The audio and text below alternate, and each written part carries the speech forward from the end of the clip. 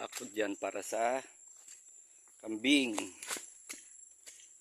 Kasi may darating tayo na kambing na 10 piraso.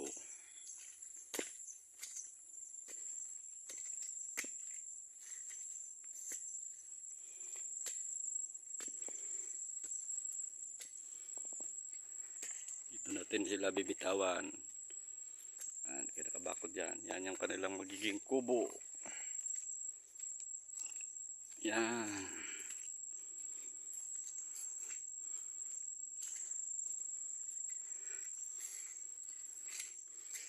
Ito yung mga pangharang para hindi sila makalabas sa bakod.